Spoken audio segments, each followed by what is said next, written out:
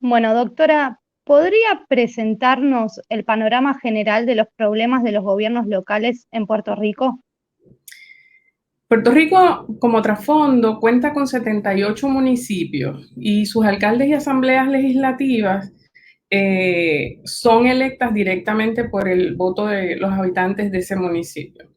Y entre esos 78 municipios se distribuyen cerca de 3 millones de habitantes que tiene el país. Por supuesto, hay una mayor concentración cerca de la capital, del área metropolitana, y la mayor parte de la gente vive en zonas urbanas. El problema principal que tienen nuestros municipios es probablemente el de todos los municipios, que es el financiamiento de sus operaciones. Al presente, el 73% de los municipios han tenido déficits en sus presupuestos, el 73%. 38 de esos 78 municipios reciben más del 40% de sus ingresos de transferencias del gobierno central. Las transferencias del gobierno central se redujeron de 400 millones en el 2017 a 176 millones en el 2019. Y hay 8 municipios que a partir del mes próximo no van a tener dinero suficiente para hacer el pago de su nómina. Así que ese es el cuadro general del mayor problema que enfrentan nuestros municipios. La raíz, pues hay varias causas, ¿no? Siempre estos problemas tienen varias causas. La economía de Puerto Rico es una fundamentalmente de consumo. Desde el 2006 no se observa crecimiento en la economía del país. La tasa de desempleo antes de la pandemia era rondando el 10%. Así que la fuente de ingreso de los municipios pues son los pagos de las patentes municipales, las contribuciones a la propiedad, contribuciones sobre el inventario y sobre las ventas. Al caerse toda la economía, pues todos esos factores, todo se afecta y pues sus ingresos se reducen considerablemente. A eso le debemos añadir también que en los últimos seis años aproximadamente, cerca de medio millón de personas se han ido del país a Estados Unidos. Así que son personas, la mayor parte de ellas jóvenes, que se van de los municipios a algún estado de los Estados Unidos y obviamente pues dejan de ser productivos aquí y hay menos personas contribuyendo con sus ingresos. A ese gran problema fiscal y económico, pues se suma que a la misma vez que se han ido reduciendo considerablemente los ingresos de los municipios, ha habido un incremento enorme en la necesidad de sus servicios a la ciudadanía. Y esto mayormente debido a eventos de emergencia, eventos naturales. Por ejemplo, en el 2017 pasaron 2 huracanes devastadores por Puerto Rico con un par de semanas de diferencia entre uno y otro. Los municipios fueron los que pudieron dar esa primera respuesta porque todos quedaron incomunicados, tanto por tierra como por las vías de internet, todo se cayó, ¿no? Así que los municipios quedaron cerrados y tuvieron que cada alcalde con su gente buscar gasolina, invertir en un combustible que no tenían, buscar equipo pesado para abrir caminos, para abrir carreteras, incluso las estatales las tuvieron que abrir los alcaldes. Tuvieron que comprar agua potable para distribuirla porque tampoco había agua potable en el país, comprar generadores eléctricos para mantener una operación básica pequeña por cerca de 3 meses, mientras se restablecía el servicio de energía eléctrica, algunos hasta 6 meses. Así que los municipios ya desde el 2017 vienen enfrentando unos enormes reclamos de servicios que no son normales. A la misma vez que va ocurriendo los van golpeando esta crisis fiscal y económica. Luego, ahora más recientemente en enero, un terremoto y un enjambre de temblores han venido golpeando a toda la franja sur de la isla. Hasta el día de hoy está temblando la tierra en el sur. Y eso causó que cerca de 500 viviendas quedaran inhabitadas, no se pueden habitar, están dañadas. Unas 7,000 personas quedaron refugiadas en ese primer mes. Unas 20,000 personas estaban durmiendo en los carros afuera porque no se atrevían a dormir en sus casas. Y todo esto también le volvió a generar a los municipios un enorme gasto de alimentación, de seguridad, de higiene, de salud. Y ahora, pues más recientemente con la pandemia del COVID-19, pues los municipios son los que están dando la cara por el gobierno central y son los que están haciendo el monitoreo y el rastreo de las personas que han arrojado resultados positivos para asegurarse de que cumplen con las cuarentenas.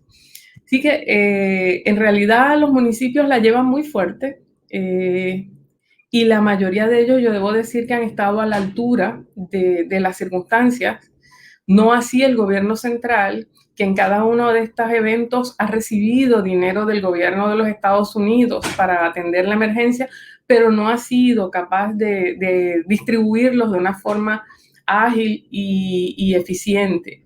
Todavía al día de hoy hay fondos que se asignaron para atender los huracanes del 2017 y no se le han entregado a los gobiernos municipales. Así que los municipios están en un momento muy difícil, en un momento muy de grandes retos. Relación a ello, en relación a lo que mencionaba, con 2017-2018, pero también previamente, ¿han existido cambios recientes en las leyes que regulan la vida municipal? Sí, recientemente yo creo que han habido 3 desarrollos legales importantes. En el 2016, el Congreso de los Estados Unidos, mediante una ley, creó una Junta de Supervisión y Control Fiscal que en esencia es un síndico que le coloca al gobierno de Puerto Rico, tanto al gobierno estatal como al gobierno municipal. Y esa junta es muy poderosa. El que controla el presupuesto siempre controla prácticamente todo, ¿no? Un poco como opera es que el gobierno le presenta un plan fiscal de cómo va a gastar los dineros, los recaudos, cómo los va a distribuir. La Junta lo evalúa y decide si los acepta. Y puede ser que, como ha pasado, que la Junta pida cambios, pida modificaciones. Eso le ha hecho particularmente difícil a los municipios porque los municipios recibían transferencias, como dije antes, del gobierno central y la Junta no autoriza y no ve con buenos ojos transferencias de ningún tipo. La Junta tiene una visión muy neoliberal donde hay que tener responsabilidad fiscal, disciplina y gastar lo que se tiene y no se puede gastar lo que no se tiene y no se puede recibir dinero de otras fuentes simplemente como una transferencia.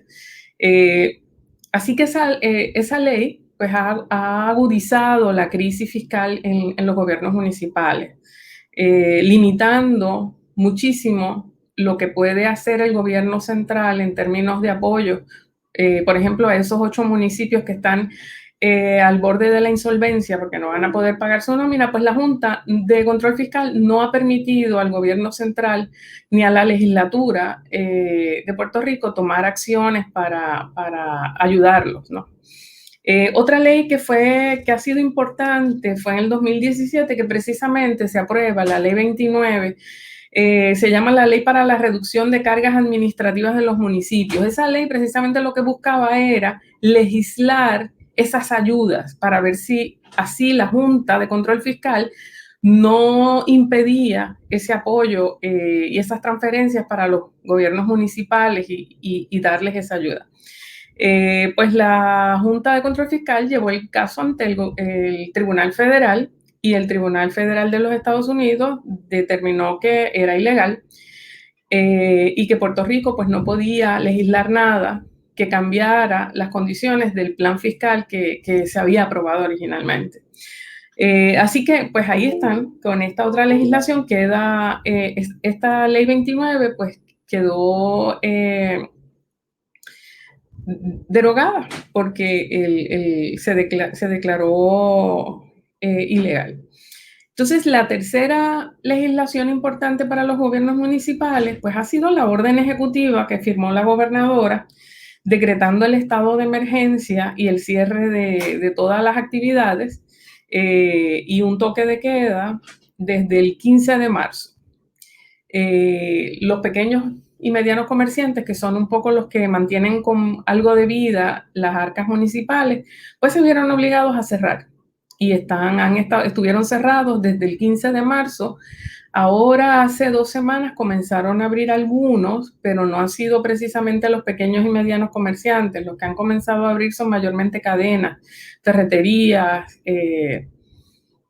gasolineras, y entonces se espera que la próxima semana, precisamente en junio 15, comiencen a operar ya prácticamente todos los comercios que estaban cerrados, incluyendo los de entretenimiento, y en una economía de consumo, pues eso es lo que vamos a ver un poco el dinero, ¿no? Pero es un trimestre que se perdió, es un trimestre que estuvo todo cerrado y que no hubo actividad económica.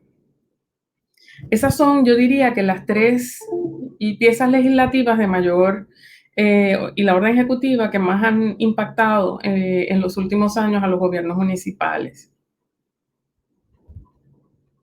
Bueno, una tercera pregunta es si durante el último tiempo, pero sobre todo en la actualidad, usted considera que existe una tendencia hacia profundizar la descentralización o al contrario hacia la recentralización, y qué elementos se encuentra para afirmarlo.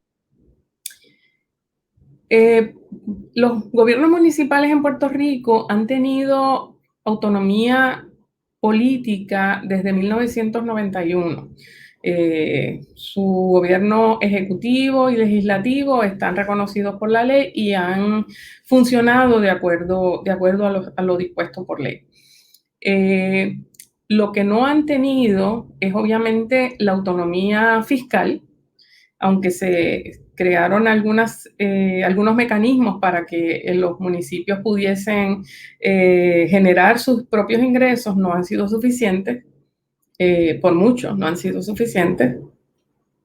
Y en ese sentido, pues, ha habido una gran dependencia de los municipios de las transferencias del nivel central.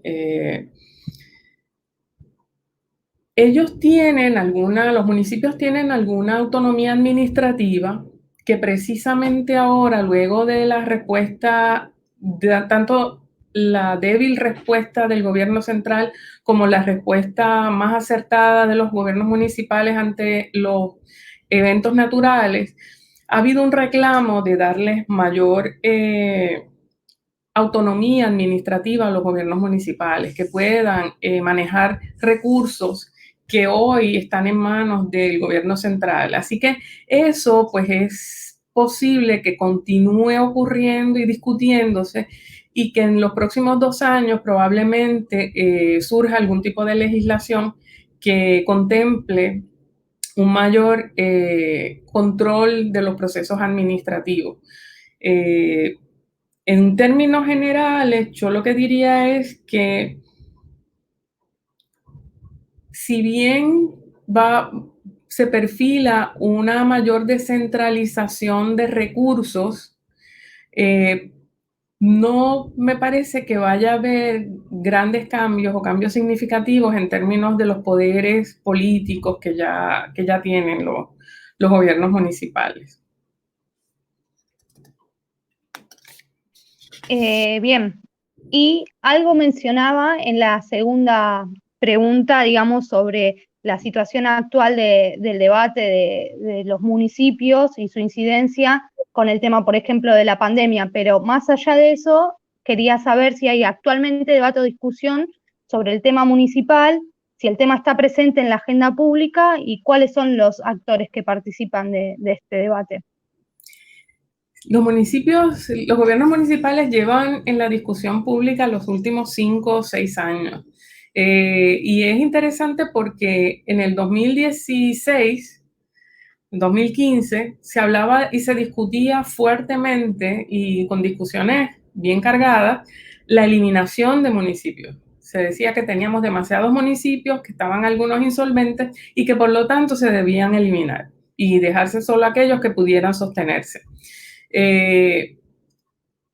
Cuando incluso comenzaban a haber propuestas, proyectos de ley para considerar la consolidación de municipios, llegaron los dos huracanes y con el resultado que les mencionaba. El gobierno central no fue capaz de atender la emergencia y fueron los gobiernos municipales, los alcaldes y los empleados municipales los que trabajaron días de 20 horas para tratar de atender las necesidades más urgentes de sus poblaciones.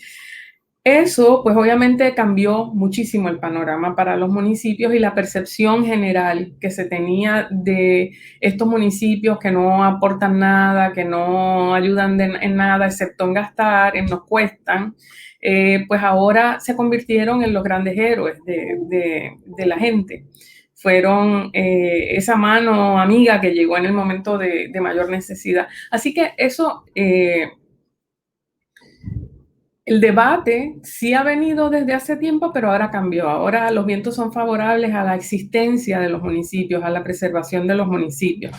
Sin embargo, el tema económico, el tema fiscal, pues es el que quizás acapara ahora un poco más la discusión de ver, ok, no los vamos a eliminar, pero entonces, ¿cómo hacemos que sean viables? Porque ahora algunos de ellos ya no son viables en términos de poder sostenerse. Yo diría que hay dos debates interesantes en este momento. Yo no sé si se resuelvan en los próximos meses. Uno de ellos es entre la Asamblea Legislativa, entre los dos cuerpos de la Asamblea Legislativa, donde se está evaluando un proyecto de ley que se lo llaman el Código Municipal y sería una nueva ley municipal.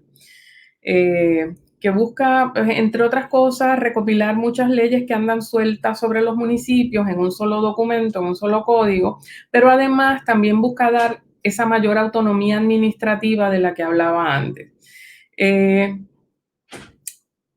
La dificultad está, aparte del trasfondo político que hay de la lucha entre estos dos cuerpos, en que los comerciantes se han sentido que no se les dio participación, que no se hicieron vistas públicas, que no han tenido la oportunidad de explicar por qué eso a ellos les afecta y cómo les afecta. Y ellos mayormente objetan asuntos como que ese nuevo código propone que los gobiernos municipales pueden crear empresas y estarían exentos del pago de impuestos sobre las ganancias de esas empresas. Entonces, ellos consideran, los comerciantes, que se trata de una competencia injusta, sobre todo en los municipios que son pequeños y medianos comerciantes. El otro tema que ellos no favorecen es que el municipio ahora, en ese proyecto de ley, podría establecer las reglas para obtener franquicias y establecer franquicias en el pueblo. Podría cerrar negocios que no paguen, eso ahora no lo pueden hacer, cerrar negocios que le adeuden al municipio. Así que toda esta discusión se ha concentrado de un lado en los comerciantes que objetan algunos de esos poderes que se le estarían dando a los gobiernos municipales. Y pues un poco esa discusión, tengo la impresión de que va a crear el tranque por un tiempo suficiente como para que se concluya la sesión legislativa, que concluye ahora este mes. Y ya al tener elecciones generales en la próxima, lo que hubiese sido la próxima sesión legislativa, pues en esa ya no hay. Así que esta es la última sesión legislativa y pienso que la discusión se va a quedar, en la discusión se va a quedar el proyecto en la mesa. La otra discusión importante que tiene que ver con los municipios, pues es la de la legislatura con la Junta de Control Fiscal, con el ente nombrado por el Congreso de los Estados Unidos. Como les decía, pues ellos han objetado las medidas que ha tratado de implantar el gobierno de Puerto Rico, específicamente las que ayudarían a sacar de la insolvencia a varios municipios a corto plazo. En esencia, el conflicto es que la Junta quiere que sí se le dé el dinero, pero como un préstamo, y que el municipio se lo pague al gobierno. Los municipios pues están en una situación en la que ya no pueden pagar más préstamos, no tienen dinero de dónde pagar préstamos. Así que pues ahí están las dos visiones. Por un lado, la legislatura que quiere ver cómo salva a estos municipios de la insolvencia y a otros que pudieran eventualmente seguir añadiéndose a esa lista. Estos son los 8 que están en el estado más grave, ¿no? Pero recordemos que casi la mitad tienen déficits en sus presupuestos. Así que, en cuanto a esa discusión, puede ser que haya algún tipo de acuerdo. Me da la impresión que ahí sí pueden haber acuerdos por la naturaleza de lo que conlleva, ¿no? La insolvencia de un municipio. Estamos hablando de que ahora en agosto vuelve a empezar la temporada de los huracanes, municipios insolventes no van a poder ofrecer ayuda. De otro lado, pues aquí hay elecciones y también en Estados Unidos hay elecciones.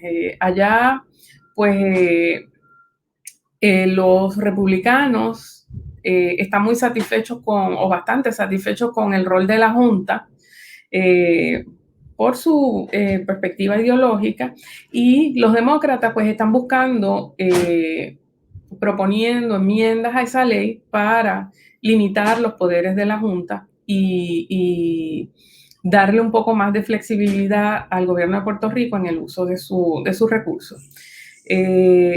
Así que me parece a mí que en esa puede haber algún desarrollo, algún acuerdo entre ellos de cara a las elecciones para evitar alguna crisis mayor que le afecte a cada uno de ellos en sus aspiraciones políticas.